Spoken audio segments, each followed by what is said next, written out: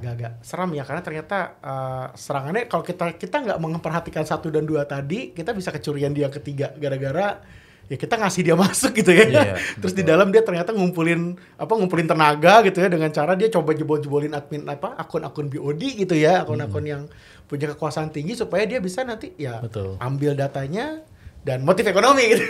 Balik. Maling aja sabar Sobat Berkawan. Sabar untuk mendapatkan hasil yang lebih besar. Betul, sabar untuk mendapatkan hasil lebih besar. Soalnya tadi kalau lihat juga harga jualnya lumayan ya. Lumayan loh. Jadi 200 hari nggak makan, habis itu langsung Mungkin makan turun ngambil makanan dari kulkas. Bisa juga. Tapi intinya sebenarnya mereka nggak melakukan ini 1 hari ya. Jadi pasti mereka takes time memanfaatkan kelengahan kita gitu ya, kelengahan Sobat Berkawan. Dan ketika waktunya sudah tepat dan dia sudah punya alat yang tepat gitu ya, duar. Betul.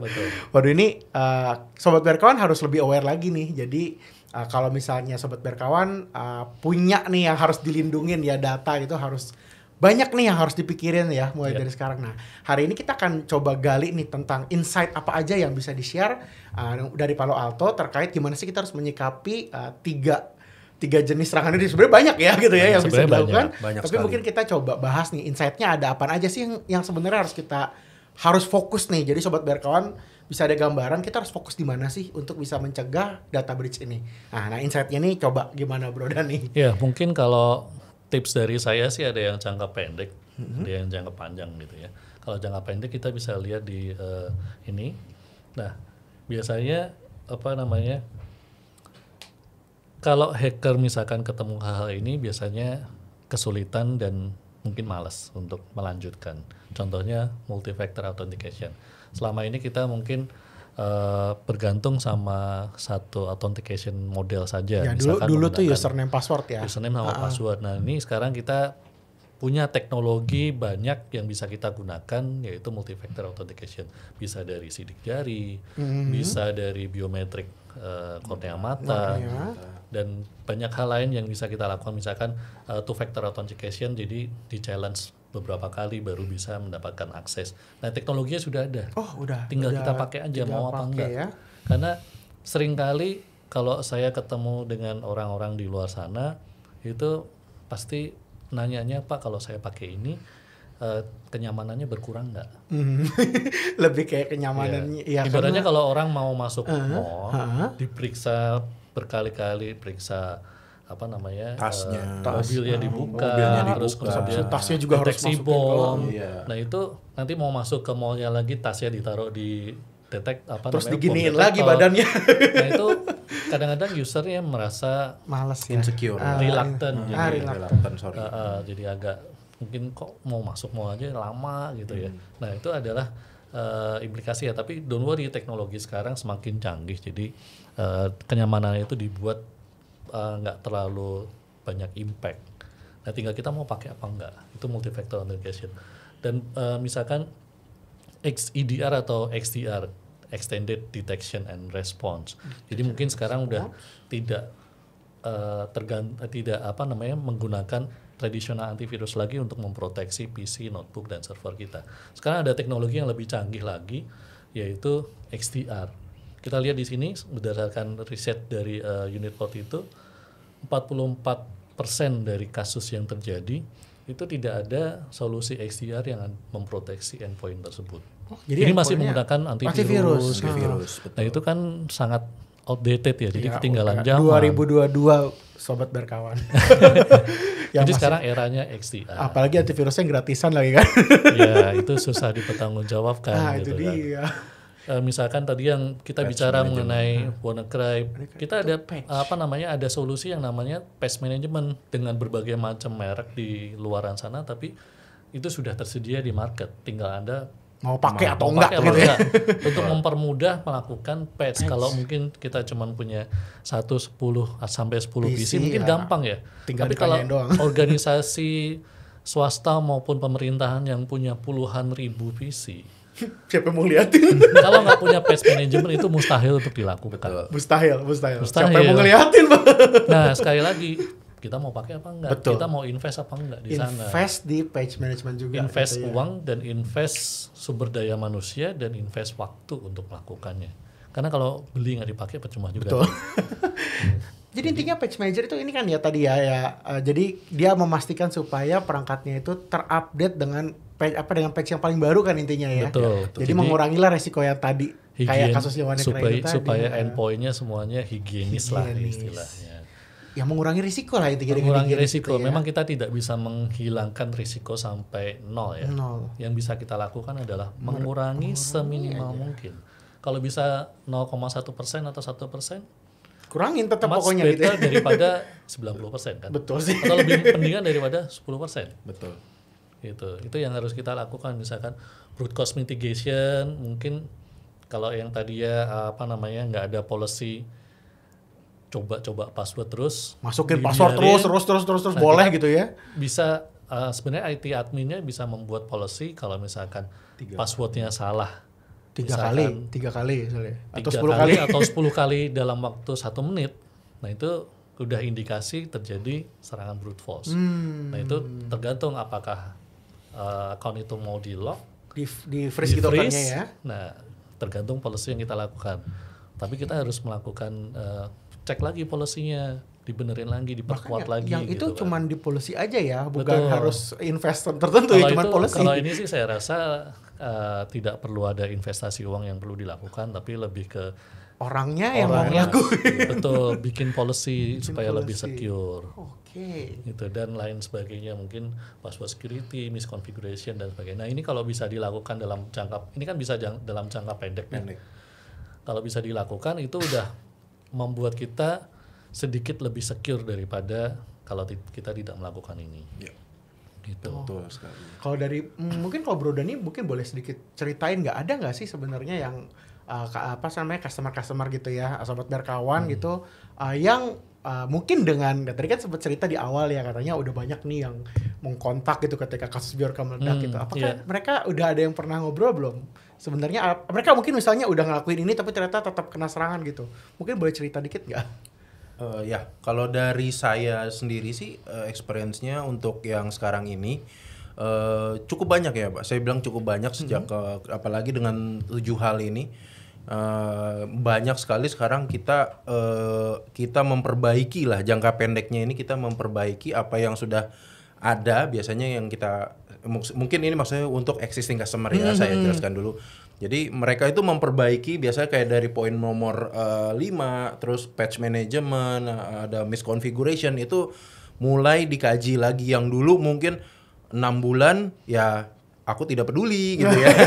Tapi sekarang langsung setiap 2 minggu ataupun mungkin per 1 minggu mereka harus melakukan perbaikan lagi, terus perbaikan lagi dan perbaikan lagi. Nah, disitulah juga kita sebagai Palo Alto juga bisa membantu dengan tools-tools yang ada untuk 7 hal ini. Iya, karena ini kan cukup banyak ya, maksudnya cukup bisa dilakukan sekali. Dan juga serangannya cukup variatif gitu. Karena aku mikirnya agak sedikit kompleks gitu, karena banyak banget nih harus dilindungin gitu kayaknya. Betul. Nah, makanya aku mau tanya nih, kalau dari Bro Dani atau dari Bro Jeremy nih, sebenarnya dari Palo Alto ada nggak sih kayak semacam guidance lah atau apa, karena ribet loh gitu, banyak banget yang harus aku perhatiin gitu.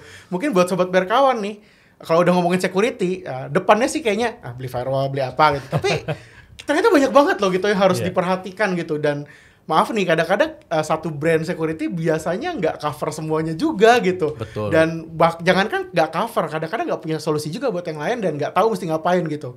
Karena begitu takut ya kadang-kadang, karena takut nih sekarang cyber security semuanya serba terbuka, kayaknya semuanya telanjang gitu di mata semua hacker gitu, dan kita harus kayak tutup-tutupan semua, dan akhirnya tadi mengorbankan kenyamanan gitu. Terus juga akhirnya mengorbankan budget gitu, dan tapi mereka tetap buta karena mereka mungkin nggak punya guidelines gitu loh, jadi agak-agak takut gitu. Nah, mungkin kalau dari Palo Alto ada nggak sih sebenarnya cara atau guideline atau apa yang kira-kira ini loh harus melakukan ini loh gitu sobat berkawan gitu. Mungkin sebelum saya masuk ke guideline yang merupakan rekomendasi jangka panjang ya, saya mau kasih satu contoh real case unik di area yang nomor 2 XDR ini. Ada satu customer dari Palo Alto yang ini saya sebut BUMN tanpa menyebutkan nama perusahaannya ya. Jadi BUMN ini sudah melakukan investasi di area XDR, tapi belum semuanya karena mungkin budgetnya terbatas pada waktu itu.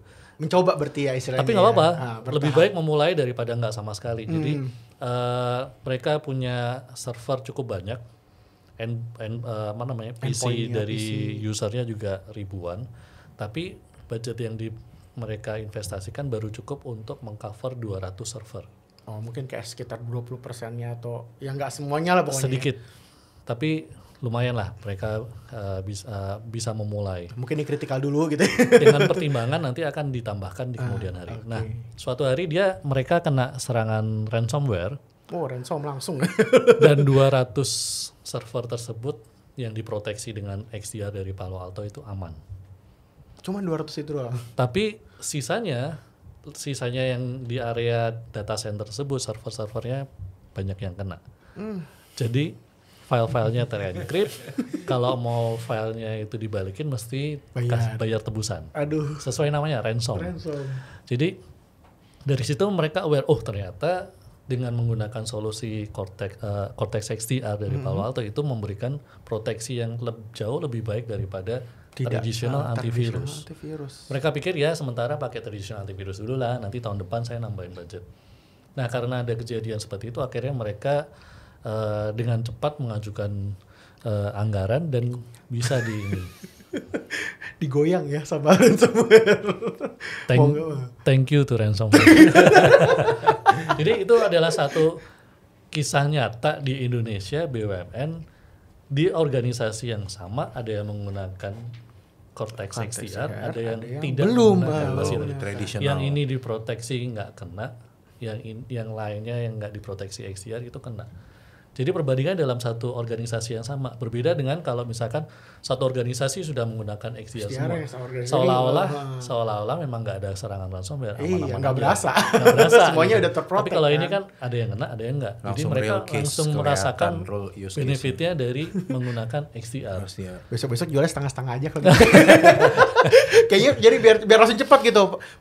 Sobat Berkawan misalnya gitu ya, beli setengah gitu. Terus abis itu kena.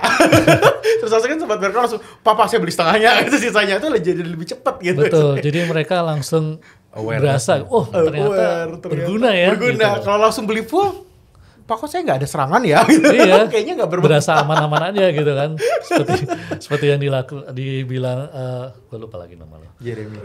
Gue ingatnya Jeffrey. Nah. Bro, dikatakan oleh Bu Jeremy, lupakan saja gitu kan.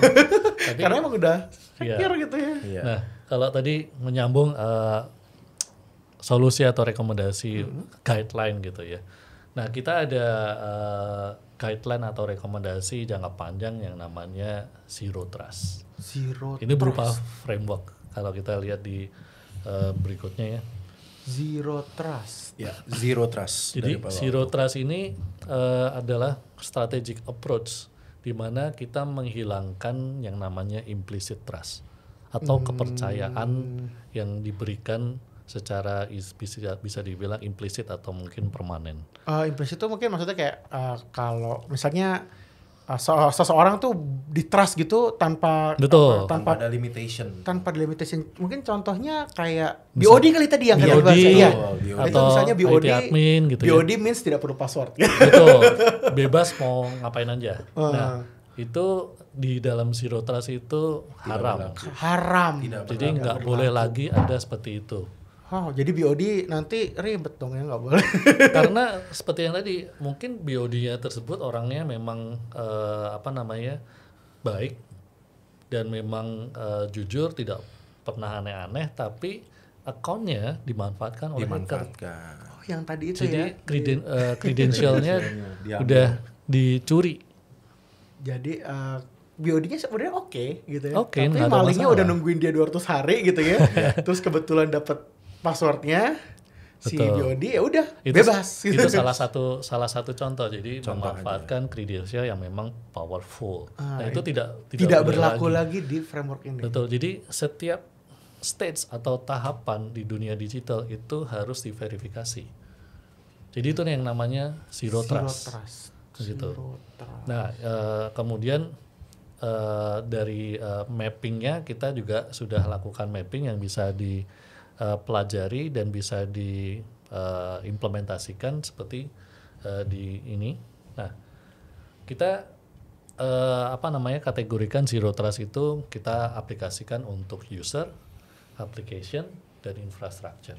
Tunggu, jadi ini bukan tools ya? Bukan ya? Bukan. Bukan tools ya? Ini masih framework. Jadi guideline yang tadi ya, jadi guideline. Jadi betul. Zero Trust itu tadi untuk dia akan diterapkan ke 3 poin ya, ke 3 hal. Kita rekomendasikan seperti itu. Oke. Jadi tidak melulu dari sisi toolsnya harus pakai invest, antivirus, harus pakai harus apa gitu. invest apa-apa, tapi 3 hal ini. 3 Karena hal. kalau di dunia cyber security itu kan 3 pilar sebenarnya. 3 pilar People, ya. process, technology.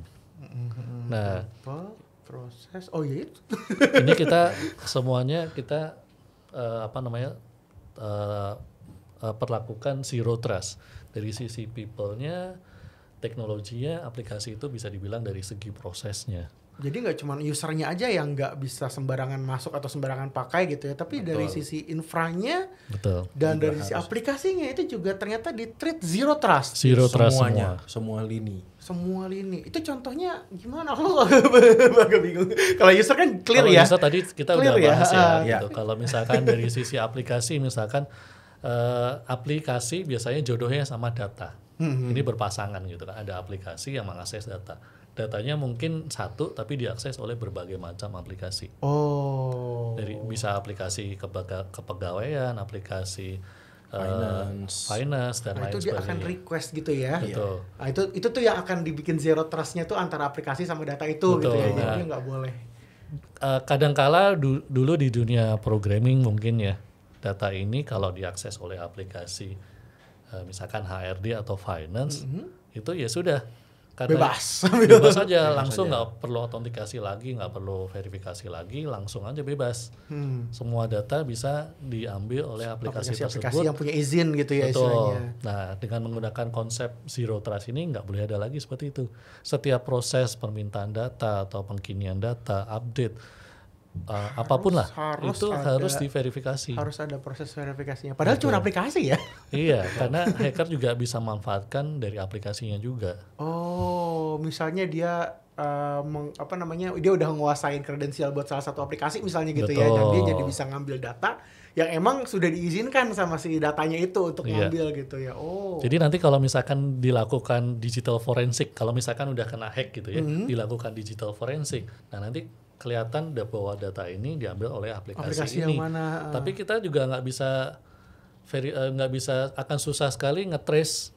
Ya, Siapa ini, user kalau yang aplikasi ini sudah dikasih implicit trust ya, kita susah untuk melakukan forensik ini sebenarnya siapa. Ya, karena kan dia nggak ada proses autentikasinya tadi lagi ya, karena udah dikasih jalan ya. Oh gitu. Jadi kurang lebih simpelnya seperti itu.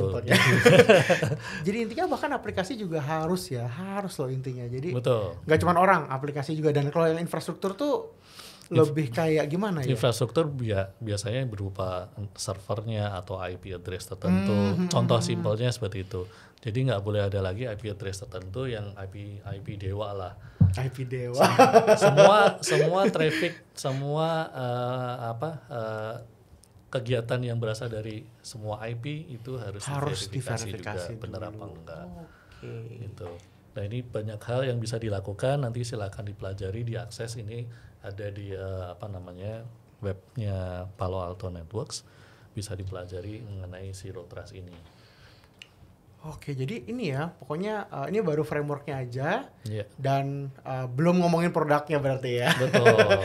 Nah, mungkin boleh diceritain nih solusi-solusi produk apa aja yang bisa Palo Alto carry nih buat Zero Trust ini gitu, karena kan Zero Trust ini kan baru framework aja, baru guideline aja. Jadi semua sisi, semua lini harus di cover, dan tentu pasti akan ada banyak solusi dong dari Palo Alto yang bisa bantu nih Sobat Berkawan untuk akhirnya bisa cover semua lubang-lubang ini gitu dengan konsep Zero Trust-nya. Nah, mungkin boleh sedikit diceritain juga.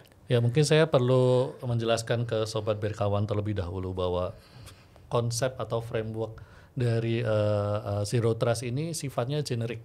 Oh, generik. Jadi bukan melulu hanya punyanya Palo Alto Networks. Jadi solusinya pun atau tools-nya pun juga sebaiknya akan dikolaborasikan dengan base inbreed mengenai teknologi tertentu. Contohnya kita lihat di slide berikutnya. Jadi bukannya ini ya, jadi Zero Trust-nya bukan produk ya intinya ya. Jadi Bukan. jadi misalnya ada paket Zero Trust gitu, bukan. Bukan. Nah, mengenai tools-nya sendiri, kita bisa lihat di sini yang warna-warni biru, hijau, dan orange. Ini adalah solusi yang dimiliki oleh Palo Alto Networks untuk mengenai framework Zero Trust. Tapi kita lihat di sini ada enterprise identity and access management. Itu kita tidak memiliki solusi tersebut, jadi kita berkolaborasi dengan vendor lain gitu.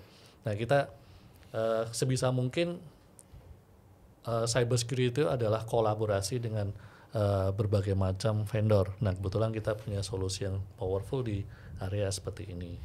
Oh ya, aku pernah dengar sih katanya kalau security sebaiknya jangan satu vendor gitu ya. Betul. Jadi harus kolaborasi ya. Dan Palo Alto juga modelnya memperkenalkan model yang seperti itu. Jadi nggak harus semuanya dari Palo, bahkan kalau bisa kolaborasi dengan yang best in breed ya istilahnya. Jadi kalau Palo Alto bagus di mana ya itu pakai Palo Alto gitu. Tapi mungkin kalau ada best in breed di sisi yang Palo Alto nggak cover, ya itu feel free ya, karena kita kalau bisa collaborate ya. Karena security kan ya kita digebugin banyak orang gitu istilahnya. Internal kita sendiri pun untuk identity and access management kita menggunakan brand third party untuk mendapatkan fitur single sign on. Kita bisa akses berbagai macam aplikasi dengan satu user ID. Itu kita menggunakan masih pakai third party ya. Orange ini biasanya kita berkutat untuk yang platform on premises. Biasanya kita firewall dan lain-lain, SSL VPN, VPN concentrator. Nah, itu untuk ada di warna yang orange. Ya, itu yang biasa on premise lah, yang biasa sobat berkawan sering pakai tuh di kantor-kantor ya.